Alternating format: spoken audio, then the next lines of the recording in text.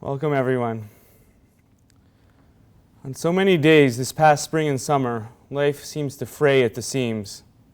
I can't tell you how many times I have felt like screaming at the cashier at Rite Aid for not wearing a mask, at people for not socially distancing in my driveway near my house, at my computer screen after hearing a particularly stupid thing uttered by a know-nothing politician, at my wife for forgetting to pay a bill, and my son for reversing the contents of his plate onto the floor. The reason for this rage is that it has been a summer of deep discontent permeating into every pore of our being. The United States is the richest country in the world, and yet we have handled the COVID crisis so ineptly. Our caseload is the highest in the world. Our death rates are among the worst.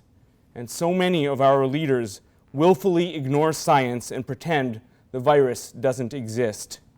The rest of the so-called first world countries have left us behind. They managed to flatten the curve early and resume a quasi-normal life. I can't see my new nephew in Canada. I can't celebrate a wedding in Israel. I can't hug a friend who has lost a father. In this relatively same corner of the United States, we gaze in horror at Florida and Texas, and at the gross and criminal ineptitude of their leaders, and at individualism gone amok. COVID has tested us, and we have seemingly failed the test, but we will have other chances. One of the traditional readings at Rosh Hashanah is the story of Abraham's sacrifice of Isaac. Seemingly out of nowhere, the God character of Genesis 22 commands Abraham to sacrifice his young son Isaac on a mountain in the south. Abraham saddles his donkey, takes his son, and goes into the desert. On the third day, they see the mountain in the distance. Abraham takes his son with him, and they go up. Isaac asks his father, "I see the knife and the wood, but where is the sacrifice?" Abraham answers, "God will choose." On the mountain, Abraham places his son on the altar and binds him, and then he raises his knife. American society is achingly situated at the point of this knife. Will we survive this crisis and become stronger for it? Or will this devolution into anger continue to ravage us unabated? I think we will come out stronger. I think this because I have witnessed so many people rising to the occasion. I have seen such astonishing acts of selflessness by nurses and doctors who cry in fear and despair, wipe their tears away, and try to save another life. I have seen teachers work around the clock to try to teach children remotely while they care for their own families. I have seen delivery trucks driven by brave souls distributing food to the ravaged population of New York City. I have seen my wife, who after a sleepless night with our baby, wakes up to lead her community in song and greet another beautiful day full of death. I have seen all of this, and I am filled with hope. But what shall we do with our anger? What of the maskless man who invades our personal space and speaks of freedom? Instead of kicking him, you could quote Mordechai Kaplan's ethical aphorism to him. The indulgence in freedom, unrestrained by self-discipline, is intrinsically the source of conflict. But for some reason, I don't think that will be particularly effective. In mid-July, I read an article in the New York Times about how one doctor tried to understand the motivations of the maskless, truly tried to listen, and having heard, tried to effect change. She got thousands of responses and was a force for good.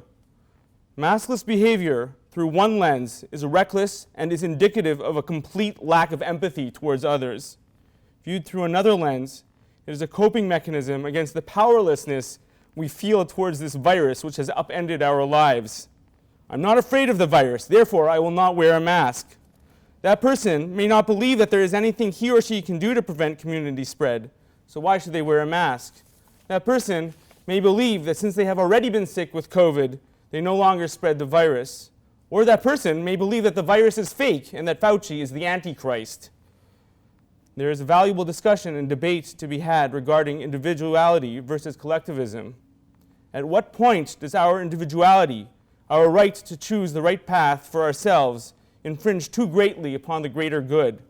If we don't have these debates, if we don't grant our maskless fellow due consideration, if we label that person with a pejorative, we exacerbate and inflame the horrible tensions that already exist in our society.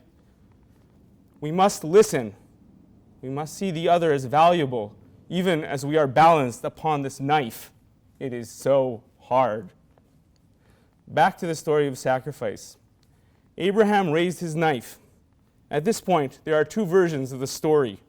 In one version, Abraham kills Isaac. In another version, an angel stops him. Both versions of the story are horrible. Any and all orders to kill are horrible. The situation we are in is horrible.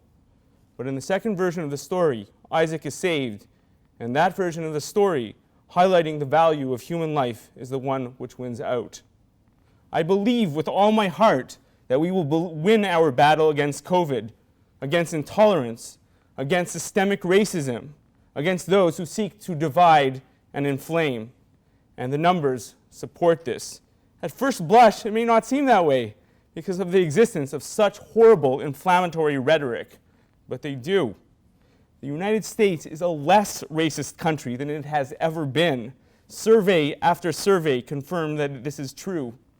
Mississippi, the state that is emblematic for some of the Deep South, has finally taken down its Confederate flag. It took them 150 years, but they did it. It is no longer legal to discriminate against people at work on the basis of their sexual orientation. This is amazing, and the majority 6-3 opinion was authored by none other than Neil Gorsuch. Deep and very painful conversations about privilege are occurring in every corner of our society, and marginalized groups are leading this dialogue. I find this nothing short of amazing. As I write this in late July, I look at the raging pandemic in the South, and I tell myself through the tears that this too shall pass, and we shall come out stronger. I believe this is to be true. Shana Tova.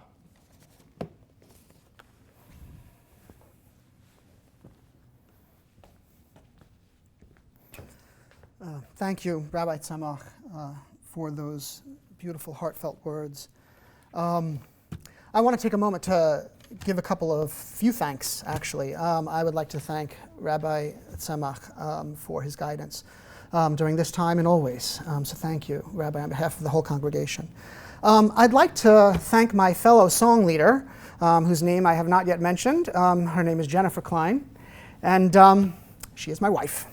So I love singing with her. Thank you, Jen, for being here and singing with us.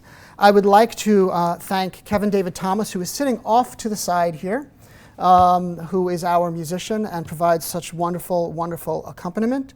And I also want to thank Jordan Klein, my daughter, who is providing additional accompaniment on the guitar.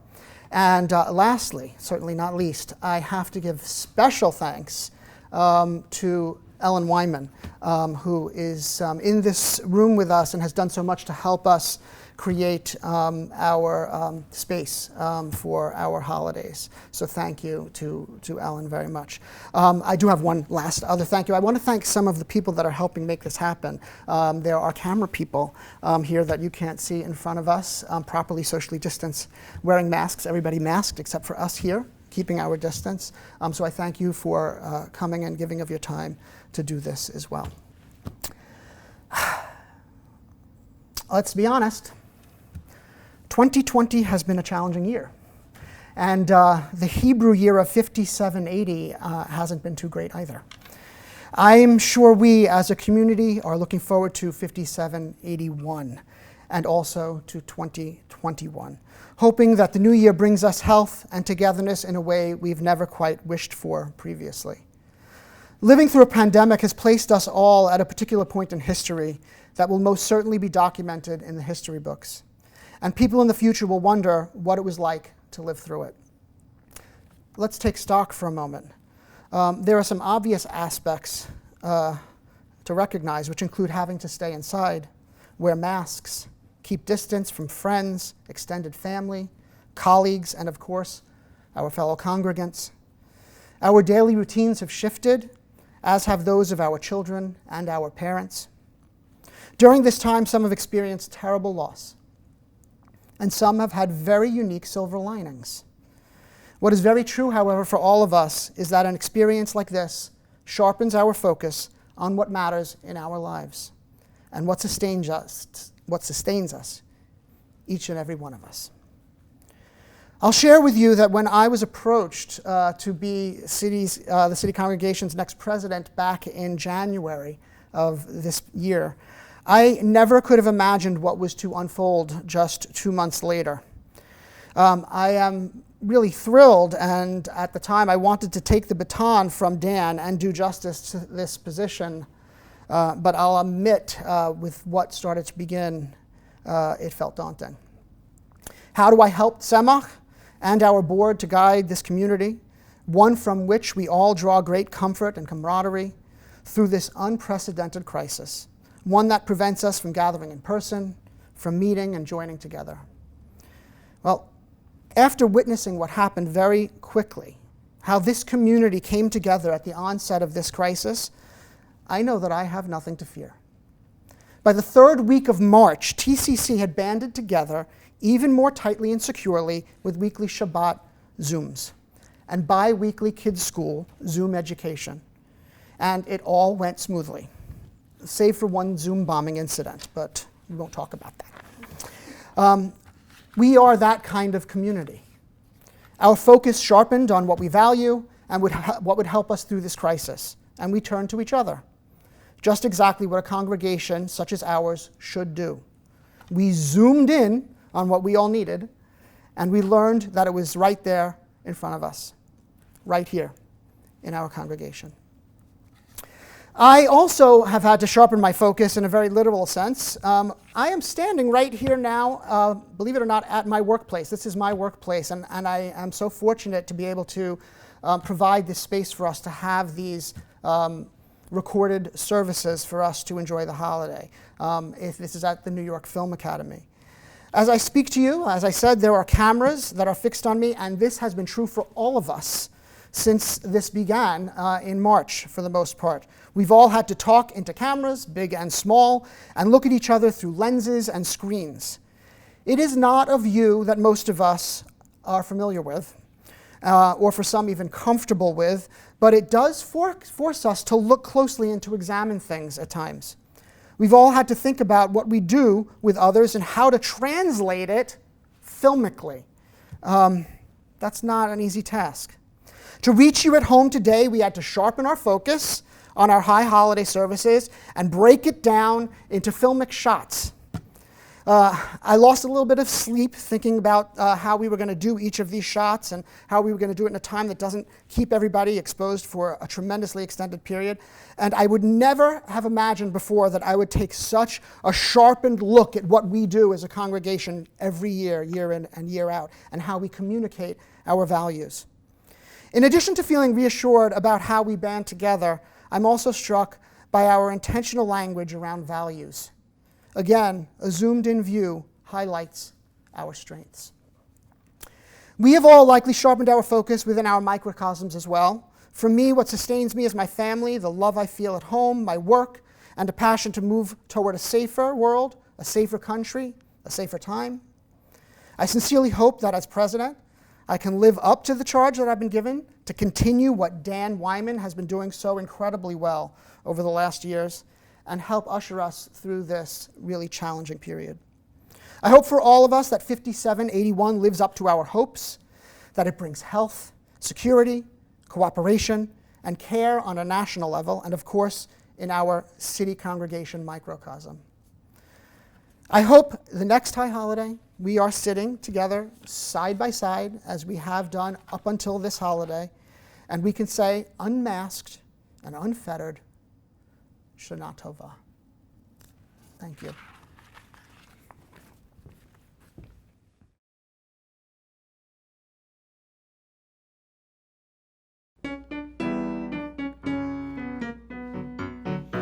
בשנה הבאה נשב על המרפסת ונספור ציפורים נודדות.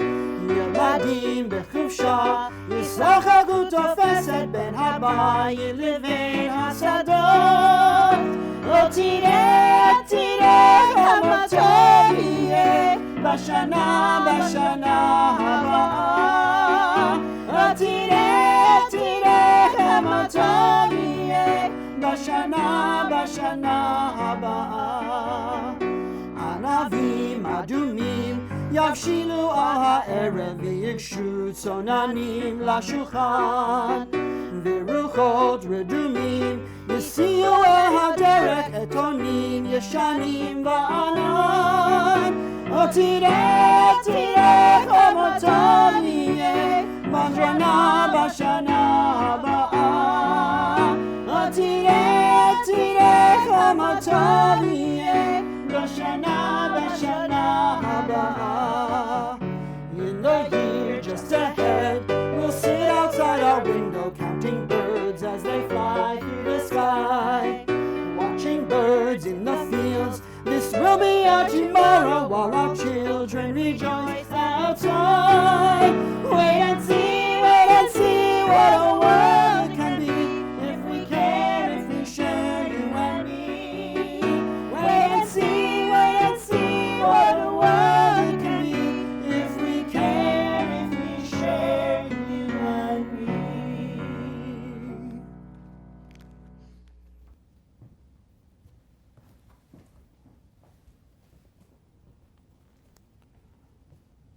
Let us rejoice in the light of day, in the glory and warmth of the sun, in the reawakening of life to peace and contentment. We rejoice in the light of day. In the earth with its hills and valleys, its widespread fields of grain, its fruit and hidden treasures. We rejoice in the beauty of earth. In our cities of diverse people and cultures, in all their rich maze of buildings, streets, and avenues. We rejoice in the diversity of cities. In the love of people who have nurtured our lives, with whose support we have gone forth to our work in the world. We rejoice in their love. In the children who brighten our lives, whose eager minds and hearts are the promise of tomorrow. We rejoice in children. In the fullness of a meaningful life, in the friends who share our sorrows and joys, and in the time we spend with loved ones. We rejoice and shall rejoice forevermore.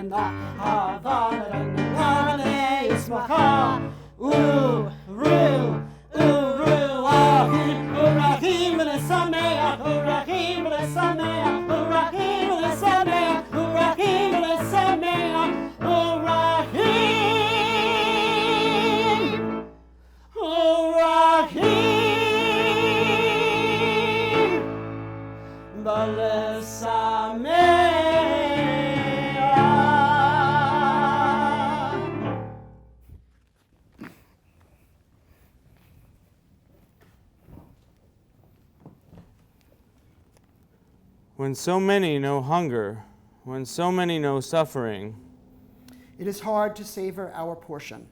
when so many know pain, when so many know oppression, It is hard to enjoy our freedom. when so many know bigotry, when so many know injustice, It is hard to believe in fairness. when doubts are great, when uncertainties are real, It is hard to feel at peace. when there is torment in our hearts, when there is confusion in our minds. It is hard to dream of tranquility. Yet we must resist the temptation to succumb to despair. We cannot allow the harshness of our days to diminish our dreams. As we sound the shofar, we allow its piercing sound to remind us of the vision that is not yet lost, but is yet to be realized. Rosh Hashanah calls us to take stock and take measure. It is our wake-up call. The blast of the shofar is a call to action, challenging us to resist evil, to strive for justice, to create peace. Tekiah, Shvarim, Teruah, Tekiah Gedolah.